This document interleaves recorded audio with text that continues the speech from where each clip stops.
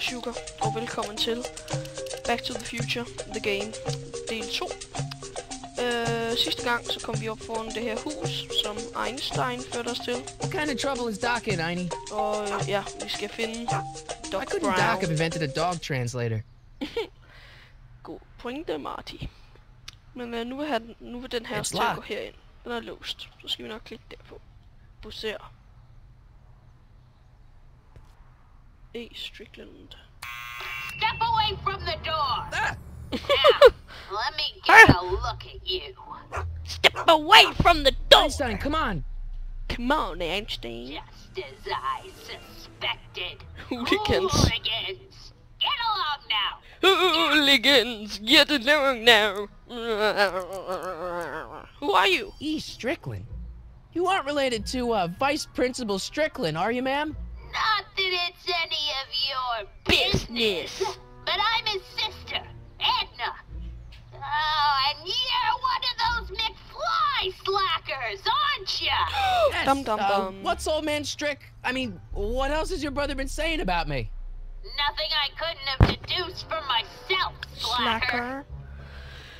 Hun er da ikke så rar. I've got something for you. Can you let me in? I've got something to show you. What is it? Let me see. En sko. Jeg har en sko til dig, frue. Så snart du tager den her sko, så vil hun lade mig komme ind. Now, what would I want with a... Så husk at huske skoen. Stay there! Det var hendes ungdomssko.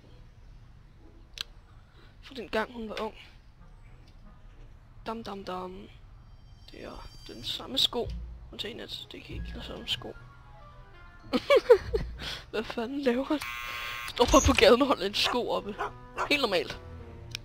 Leave that creature outside! Hun kan vist ikke så godt lide Sorry, hunder. Einstein.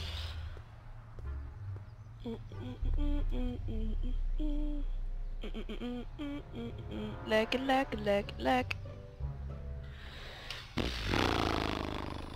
Jeg håber, I har det godt, og sidder med en varm kop te eller et eller andet. Ja. Well, took you long enough. There's a lot of stairs. To return the shoe, I mean.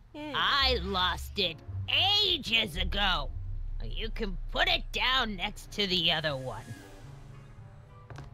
Much better. So neat and orderly.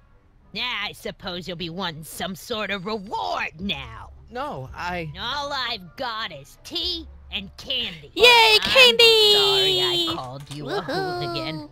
I try not to jump to conclusions, but after all, 9 out of 10 people in this city are hooligans. It's a fact. Look it up. 9 ud af 10 folk er åbenbart hooligan. Have a seat, Sonny. My name is not Sonny. My name is Artie McFly. Eller Arthur nok. You kids! Put out those cigarettes! Stalker. Okay, lad os se. Slik. the candy looks older than I Jeg er am. ligeglad, jeg vil gerne have noget, spis det. The candy looks older than I am. Har jeg hørt, spis det. Brug dit billede til slikket. I don't want to mess up my picture of Dad like that. Okay. Cat bowls. Kan jeg spise kattemad?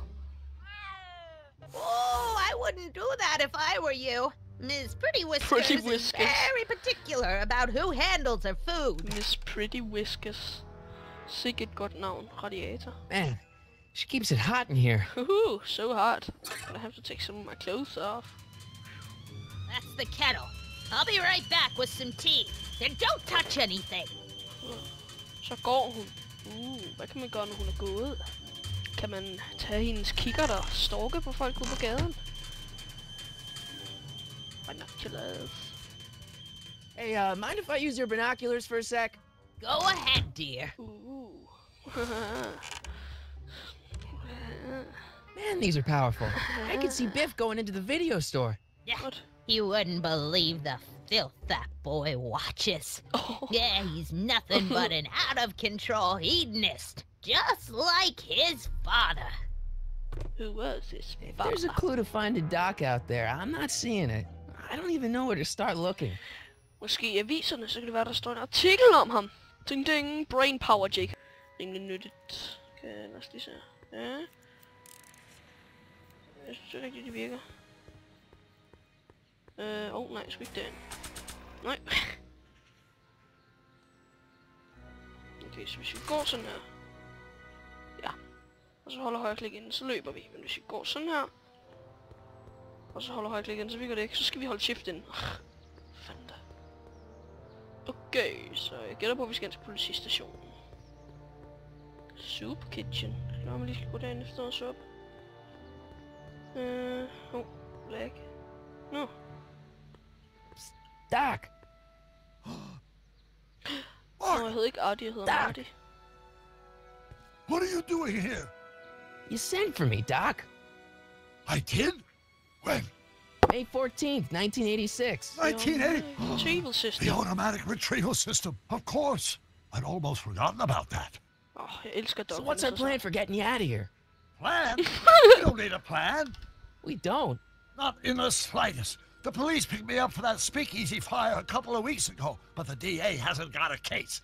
They're releasing me tomorrow morning.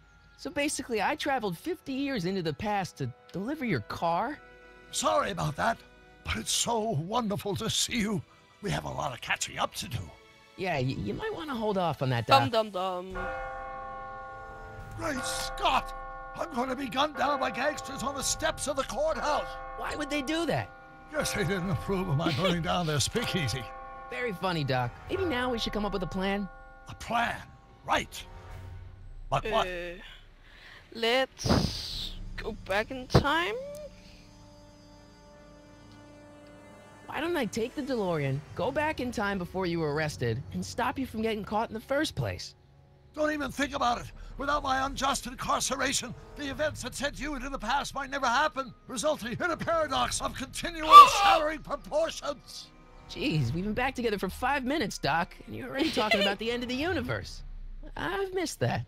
Don't be ridiculous, Marty. I was only referring to the end of the universe as we know it. I guess we could break you out of jail. Well, I suppose I could just get some dynamite and break you out of jail. No, that's far too dangerous. Not just to me, but to random innocent people in the past. The repercussions could...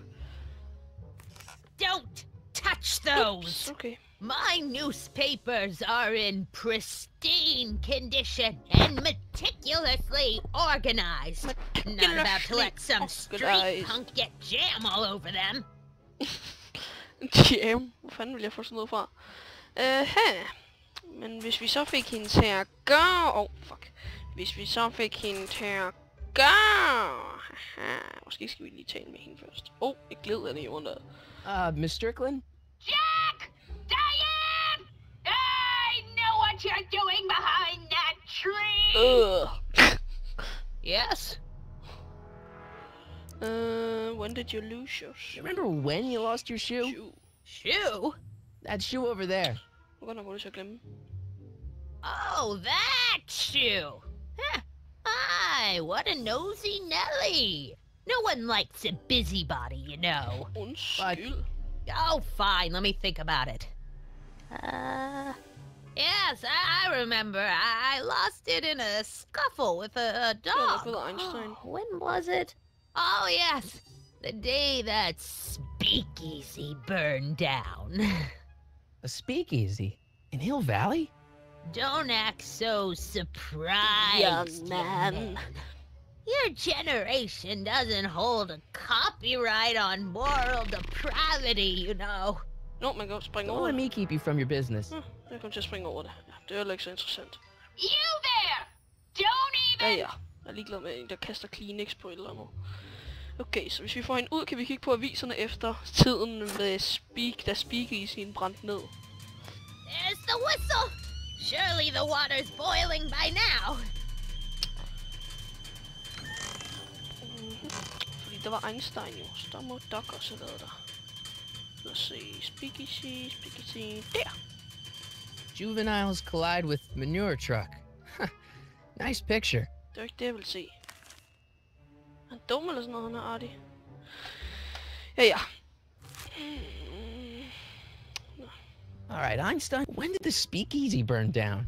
I at least need to know the year. Okay, så jeg skal spørge hende mere om den der speakeasy. Get you know? The polite guest stays out of the host's kitchen, Mr. McFly. Go. Så skal vi vente til hende at komme. Så skal vi vente til hun kommer tilbage.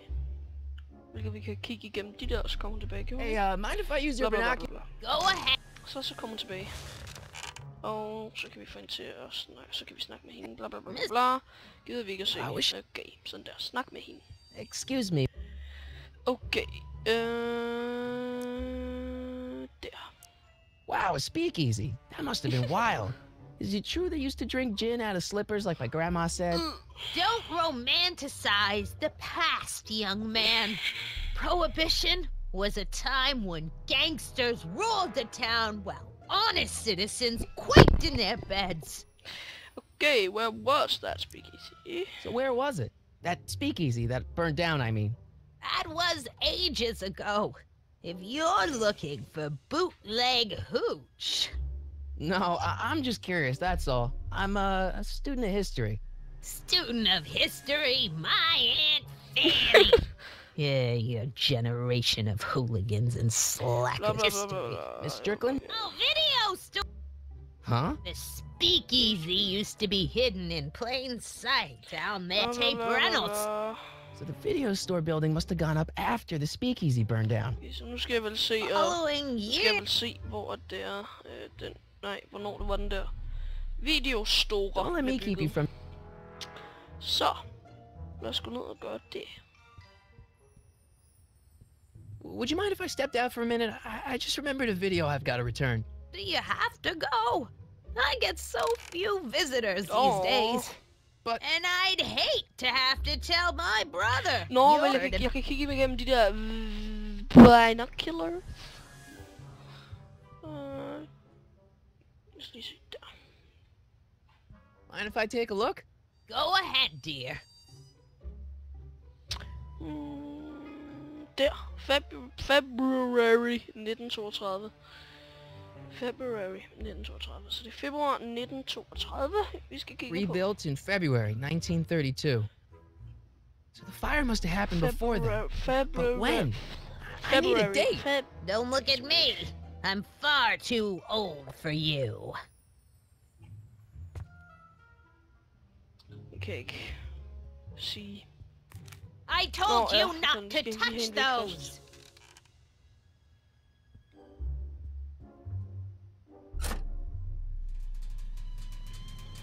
There's the whistle. Surely the water's boiling by now. Sådan der, nu kan jeg stjæle hendes aviser.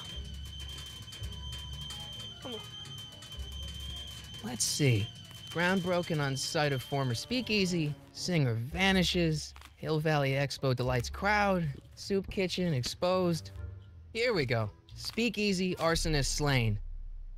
Legal procedure gave way to old-fashioned vengeance last night when a mob descended on the Hill Valley police station. The suspect in the speakeasy arson case, a drifter known as Carl Sagan, was pulled from his... Carl Sagan. Carl Sagan? Dum dum dum. It's Doc! Killed by a mob. What's the date? June 14th, 1931. Jeez, I gotta rescue him. Jeez. Jeez Louise. Oh. My newspapers! God. Sorry, Miss Strickland. Let me... No! You've gotten my history Dum, dum, out of dum. order. Oh, do you know how long it'll take to fix what you've 5 done? years? Oh, get out! Get out! Get out! Det kan jeg lige så godt. Help! Police! I'm being attacked by hooligans! Jeg kan lige så godt gå. Jeg fik, hvad jeg kom efter, så. Det var vist det rigtige tøj, hva'?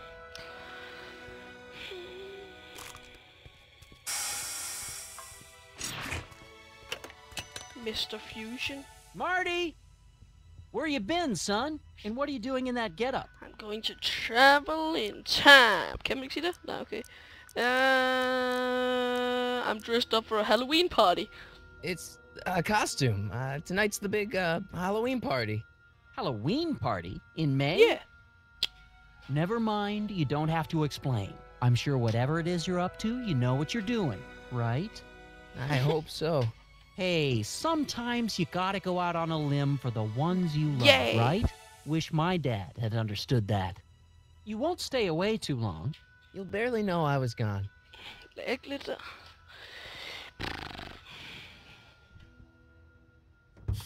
You ready to go, Nope. Einstein?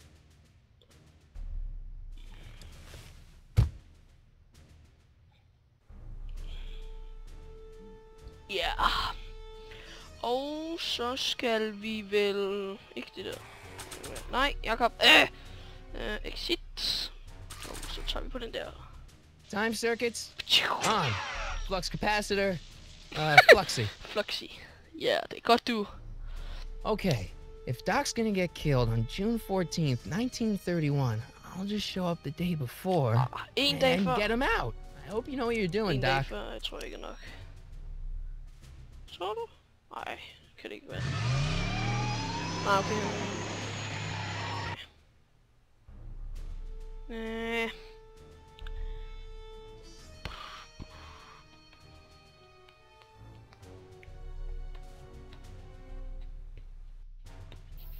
Hill Valley, next 4 exits.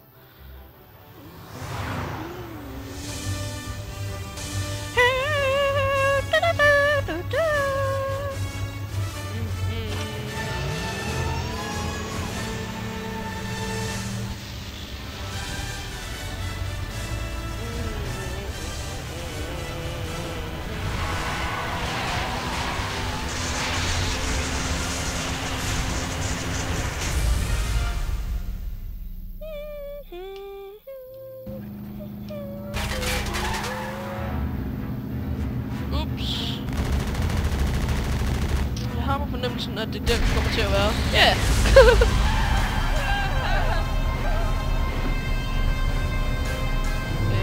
Hej!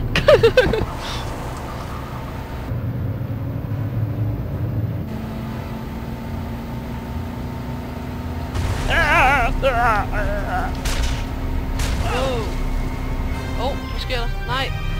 Nu går jeg tilbage til 1931. Eller hvad? Nej, okay.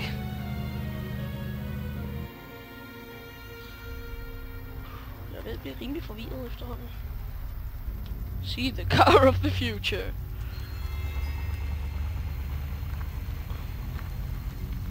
Lidt ironisk.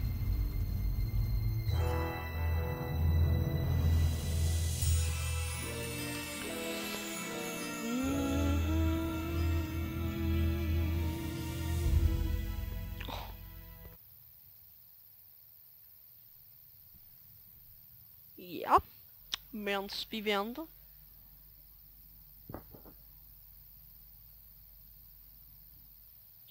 Holy shit, så lang tid at loade.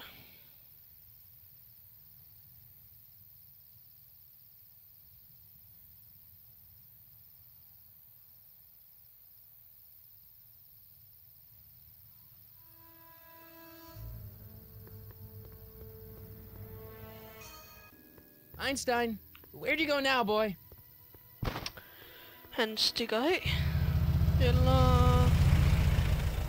Holy shit, han er grim, ham der går ind i parken. Det var da sindssygt. Hvad?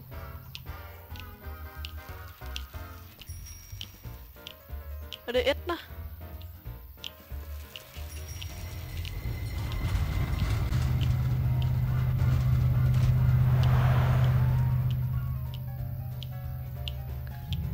Ej, hvor er det bare god musik.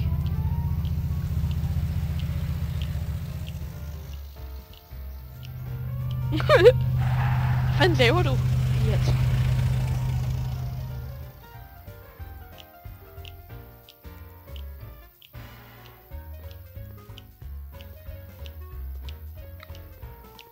Der er Etna. Young man! Excuse me, young man! Who? Me? You're the only man in the street, and I'm looking for a man-in-the-street reaction. Naturally, you know about the explosion that destroyed this illegal gin establishment. No, I just not. I read about it, yeah. What's your opinion of Carl Sagan, the stranger who single-handedly did what the law has been unable to do for 10 long years, namely, rid Hill Valley of the scourge of liquor? You mean Carl Sagan? I know, Doc. Det skal jeg nok ikke sige. There's been some sort of mistake. I'm a supporter. I'm a supporter. You can mark me down as a supporter. The young man said, flashing a boyish yet virile grin. Hill Valley needs more upstanding youths like yourself. Do you have a message for the vicious gangsters who still roam these streets? No doubt plotting to corrupt our citizens with another den of booze, sin, and debauchery? Where can I find them? I'm coming after them. Yeah, tell them, go ahead, make my day. Make your day what? Never mind. I'll play around with it and see if I can come up with something better. Mr. May I get your name? Det skal vi fortælle alle, og det skal vi huske. Sonny Croc. Callahan. Oh ja, Callahan.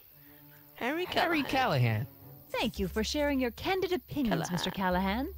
Edna Strickland, Hill Valley Herald. Det kan du. Ja, det var Edna. I know.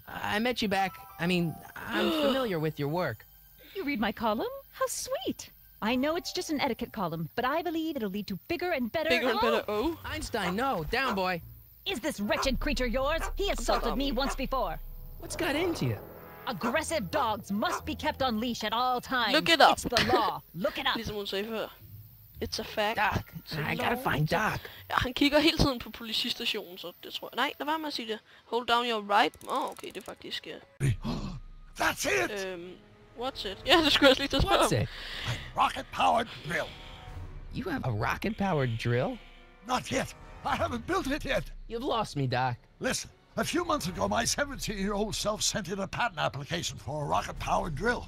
I abandoned the project after I never heard back from the patent office, but the prototype should be nearly complete. Great. I'll just run back to your lab and... No, I said nearly complete. You'll need me to help you finish it. How the hell am I supposed to sneak a half-finished rocket-powered drill into your cell? Not me. 1931 me. Wait a minute, Doc. You want me to convince your 1931 self to build a rocket-powered drill to break you out of jail? Precisely. Where can I find you? Okay, let's say I go along with this crazy idea. Where can I find you? I mean, the other you. How should I know? It was over 50 years ago. Why don't you go over to the soup kitchen next door and give my house a call? They'll know where to find me. Soup kitchen. Got it. Just stay away from the soup. It'll cause irreparable damage to your digestive system. Så er det mig, der igen får så et skubbel ud.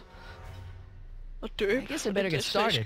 Don't worry, Doc. I'll get you out of here in no time. I'm not worried. Once you and my younger self put your heads together, Yay! you'll be unstoppable. Hvorfor går vi ikke bare ind og siger, hey! Så lad mig lige prøve at gå derind. Who are you and what do you want? Can I talk to, Carl Sagan? Are you his lawyer? No. Then scram. Okay. Så lad os gå hen til suppekøkkenet. Suppe. Okay.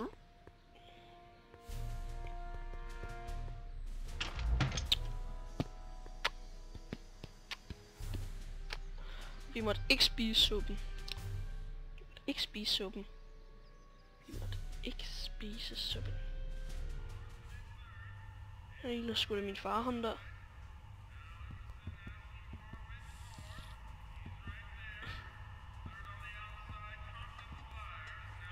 Jeg ligner stadig min far, ham der.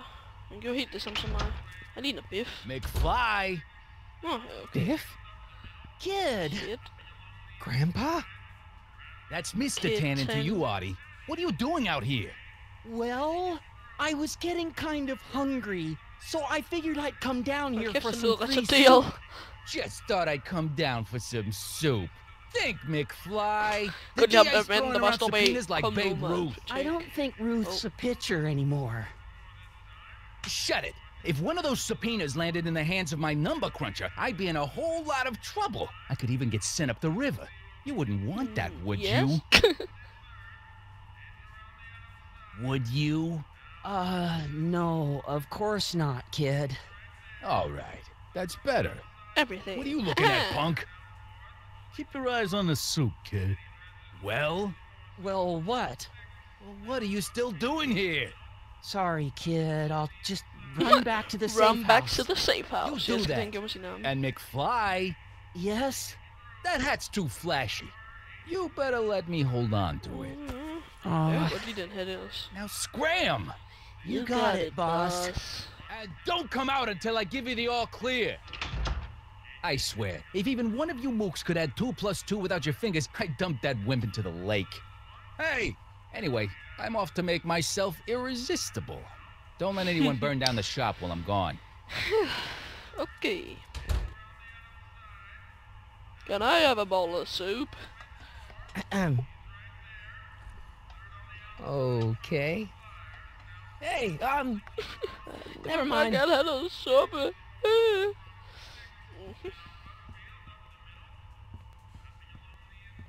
Looks like these pipes go into the basement. Slå på dem. Slå på dem, jeg. Slå på dem. Jeg kan slå dem med en bog. After all the trouble I went through getting this thing, there's no way I'm letting it out of my så sight. tager vi bare den her og slår ham af i hovedet med den. I don't want to record them right now. Gider bare ikke en skid, hva'? Cabbage. Det er smagen til suppen. Cabbage.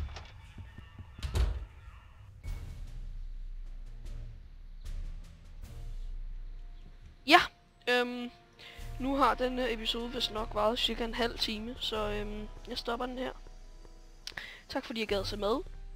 Og næste gang, så finder vi ham der fyren der, eller hvad det var. Farvel!